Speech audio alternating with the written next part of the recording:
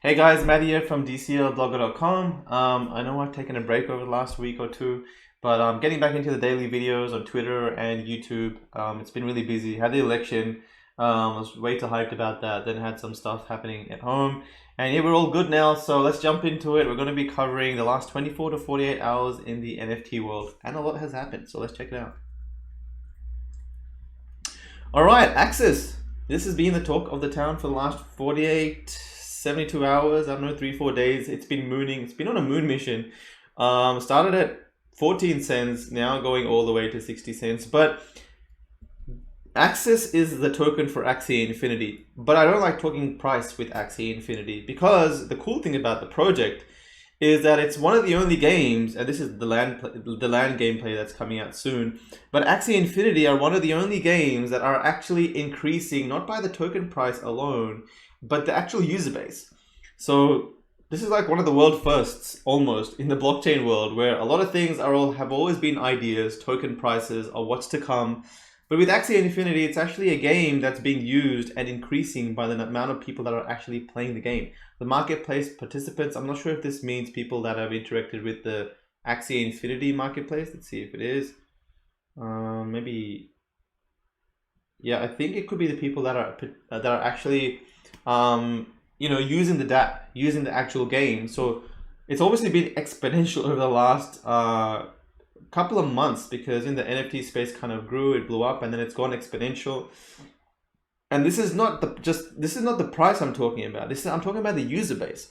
So the user base. So my prediction with Axie, and I guess a lot of people's prediction with Axie Infinity, in fact, many projects, is that the user base will grow immensely in this project, thus giving value and demand to the tokens and assets that reside in the project. So whether that means NFTs or ERC20s in this case, that's always been the plan, right? You increase the user base, you get mass adoption, and then suddenly all the assets, because you're an early investor, they go up in value.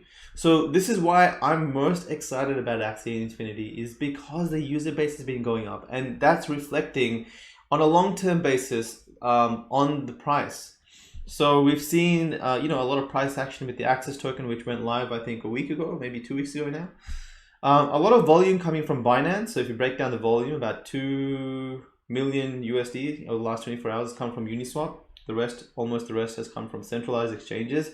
So for me, I look a little bit deeper and I see, all right, well, now the hodler base of the AXS token is not just the community, it is the wider crypto community. It's becoming that. So it's bringing more kind of revenue from the outside in.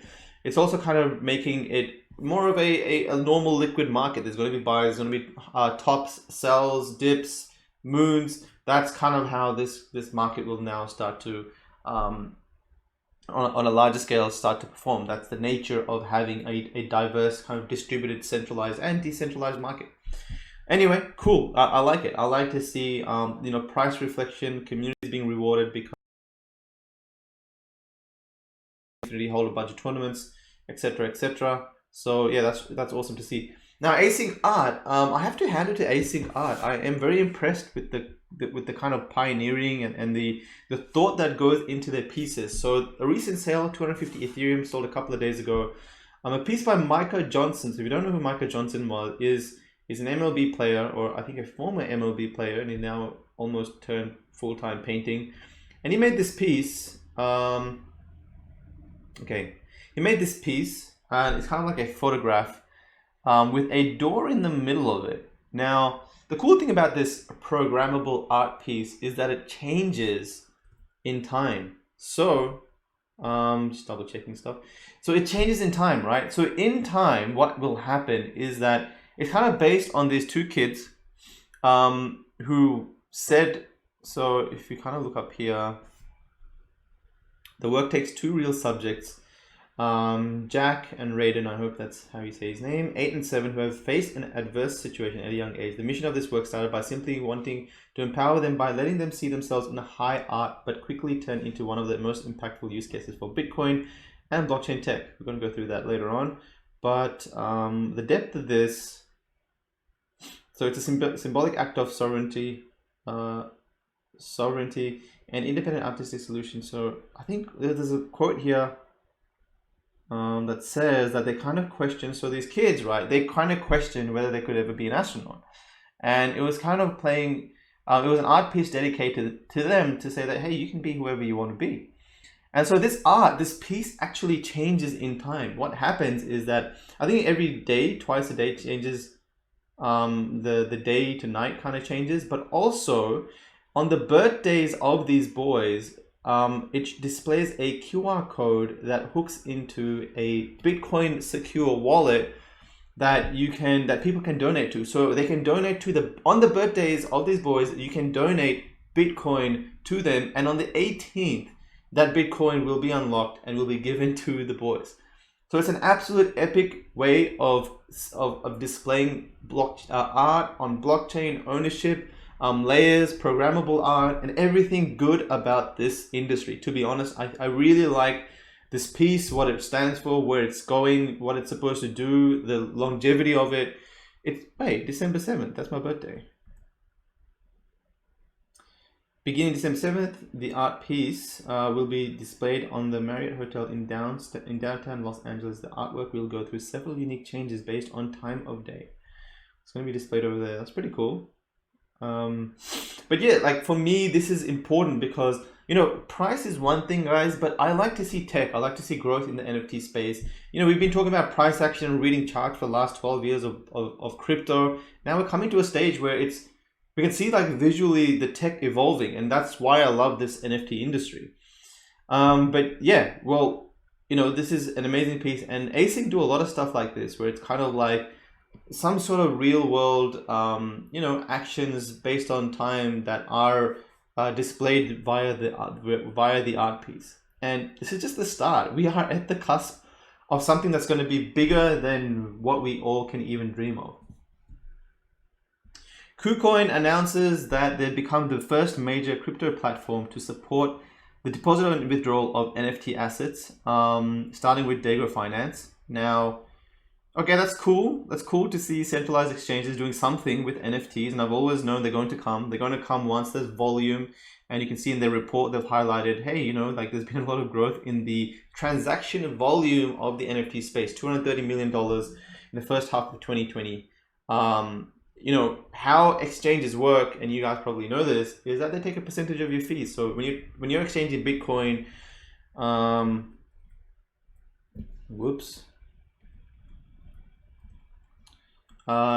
you're sorry guys, give me a second. Yeah, when you're exchanging Bitcoin, cryptocurrency, etc., Ethereum, whatever it may be, when you're buying and selling that stuff on exchanges, they take a bit of that fee. So they'll charge you like 0.2%, in some cases 0.1%. Sometimes it can be really high. So if you're like buying, say, $10,000 worth of Bitcoin, you're paying like $100 worth of fees to the exchange. And some people trade, they leverage, they do like, mass trades, and they, single people alone sometimes transact millions, sometimes tens of millions of dollars. So you can imagine how much money these exchanges make. If in one day they transact, say, $1 billion worth, a percentage of that is like 110. I think it's like $10 million, right? So $1 billion a day in volume means $10 million in fees a day, right? Hopefully I got my math right. So now they're starting to see, all right, well, the NFT space is now transacting volume. How do we get some of that volume percentage? So, KuCoin say that they're going to open the doors up for NFTs to kind of deposit and withdraw. And they say that they're going to, somewhere here they say, KuCoin will continually contribute to the NFT industry in the long term. What that means to me is that they're going to continue listing NFTs, and is the start of, pretty much all exchanges starting to do some sort of NFT trading. I think it's going to happen. It's a bit complicated though, because the whole concept of NFTs is that they're not interchangeable with each other. So you can't be like, hey, I want to sell these 10 NFTs. You can't just pool them together into the one pool and have people trading in that pool. You got to be a bit more tricky, and you got to be a bit more, a bit more creative. So I'm interested to see how they do it. Now, if this means something good, whether this is a good thing or bad thing in the NFT space, I don't know. I actually think it's a bad thing, because if they're gonna introduce trading, and then there's all these people outside of the NFT space that are buying and selling these tokens that have no idea what they do. They don't know that they're buying and selling land, for example, and they suddenly bump the price up to like tens of thousands of dollars per land and hold those lands, which you need to be building on those lands, or else there's going to be holes in these blockchain worlds. And you know, if you're like holding on to the most special game items, and you're just, you know, there's no kind of, you're not kind of playing the game, or you're not at least allowing other people to rent or use that in the game, then you're kind of devaluing the platform in a way. So maybe it's going to happen. It's very difficult because it's a decentralized industry. People can make any sort of project, financial kind of protocol on these NFT ERC20 tokens. We have to learn to adjust with it. So I think the NFT projects moving forward, and especially with like taking some of that trading fees to the centralized exchanges, a lot of these NFT projects make money through trading fees. So if they're charging, say, already 1 or 2% on their fees, and they're making money and you know, using that money to make a better game, if Binance or something takes that fees away from them, it's going to be difficult to survive. So yeah, it'll be interesting to see what's to come for these projects. Just the nature of the space means it's a decentralized, you know, anyone can kind of take and do something with the assets and kind of take your income from you, technically.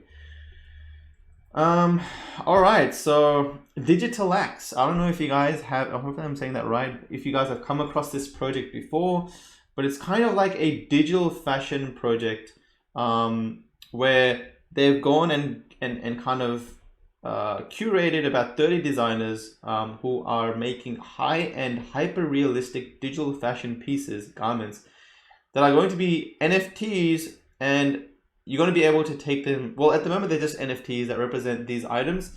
And the cool thing is, what you can do is you can embed other tokens. I think they're ERC1155s, but you can embed, say, a DGX. You can embed DGX coin or synthetic coins, synthetic tokens that represent diamonds, gold, etc., within the actual garment. So if you're wearing these in, say, eventual Decentraland or something, obviously Decentraland have to accept these wearables as avatars or whatever it is, then and you can verify that this is the Digital Axe NFT, and people can be like, wow, that's cool, that's come from this specific piece, has, you know, it's made of 10% gold, it's got a 10% gold value, or there's X amount of gold within embedded in it, etc. That can be done with NFTs and tokens. And so effectively there's a percentage of gold in the asset. And so if you want to kind of put them into financial protocols, take a loan on them, and you can take a loan on that base layer at the very least of that token, of the garment. So there's like so much you can do with it, this being on blockchain and in the NFT space. You can attach other tokens to it, you can put it into financial protocols, you can sell it, you can wear it, you can, who knows, like right now it's very small. Like the idea is very ambitious, but even that ambitiousness will look small in time when suddenly you can do so much more in the space. And this is what, like, when the metaverse, as the metaverse gets realized, and the metaverse, guys, if you don't know what it could mean or is, like, it's like kind of like Ready Player One, where people are predicting that in the future we're all going to be living in the virtual space, right? And whether that's going to be made and dominated by one project, so say, you know, whatever it may be, or it's going to be a multitude of projects that can work within each other. And I think NFTs make that possible because you can wear this item across multiple projects.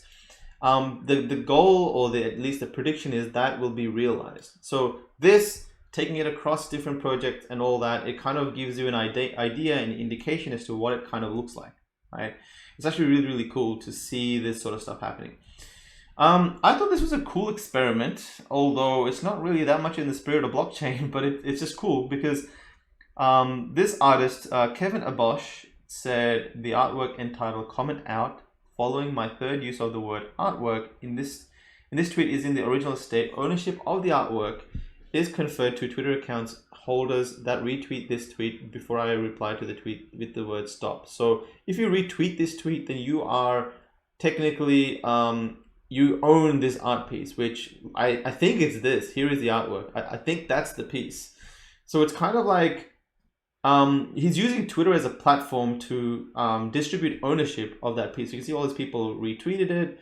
And I mean, it's a cool idea, but it's like, it highlights the importance of blockchain, right? Because if Twitter shuts down, then this doesn't exist. This tweet doesn't exist. No one knows and has ownership of anything really. So what some people have done, have gone to like Rarible, in this case known origin, Rarible, and kind of screenshotted this and made it like an official piece for them, where they have that NFT where, all right, Twitter shuts down, but hey, we've got this NFT. In fact, the NFT as well could be an issue, because although it exists on although the token exists, it links to a server where Rarible hosts that image, or known origin hosts that image. That image itself has to live on the blockchain, which it doesn't yet. So I don't know, it highlights a lot of things here. And it's cool because it shows that how ownership is being distributed, and kind of highlights like what the aim was, and people themselves, without the artist himself saying it, went across to blockchain and made it happen and took a screenshot of it, right? Now the screenshot itself has to come from, or like this image or this art piece itself would have been good if it came from Kevin himself, because that way it can be attributed that it came from the original artist. But yeah, there's just so much to unpack in this tweet. It's just interesting to me. Lastly, Decentraland mentioned that they're going to be introducing ambient occlusion. I hope I said that right. To me, it was a new word, but basically it means like better shadows and lighting. It's going to look like this. You can kind of see on a white background what it looks like. And at the moment, DCL kind of looks like this. I mean, it's cool, but you can see the lack of shadows and lighting kind of make it look more like a, I guess, PS1 game, right? PS2 game. It looks pretty decent. I mean, you can get some really cool graphics in here, but once you add this shadowy layers, I think it's going to really take the effect of something that, you know, can look a lot more deeper and a bit more higher graphics. So DCL have always said that, yeah, it looks a little bit polygonal, and it is kind of limiting in terms of what you can build there, but that's only because they've got a bug fix, they've got to stabilize the platform. People are still experiencing some crashes. It's only been 9 months out in public. So it's obviously still a year to go, at least, in terms of stabilizing the platform, making it strong, smooth, load fast, and just like really, really quick. Suddenly accessible by thousands of people at the same time, and really, you know, really fast, especially considering it runs on the browser. So, you know, this is cool to see that they're continuing to introduce improvements in the graphics, because I know that's been a big concern of people. And for me, I love to see, like, who wouldn't want to see really amazing graphics? I mean, that in VR, it's just going to look epic, right? So there's a constant commitment here to increase the graphics potential. At the moment, each land is limited to 10,000 polys or triangles, whatever that means, but apparently it's like the limitations, the build limitations, and as those poly limits are increased, you can build more hyper realistic, more cooler content. So that's for me, that's epic to see, and you know, that's a commitment that it's good to see progress in the aesthetics of the project or the platform. So that's it, guys. 24 hours or 48 hours of these you know, the NFT space. I hope you guys learned something. I learned something researching this stuff today and keeping on top of things. I'm going to be trying to do this daily. They take so much time editing the image, the video, and everything. I have so much to do, including managing conferences and doing you know, networking with people, that I kind of fall behind sometimes. But I'm going to try and commit for at least a month and try and do this daily. So I hope you learned something. Share it, please, if you can. And yeah, hope to see you tomorrow.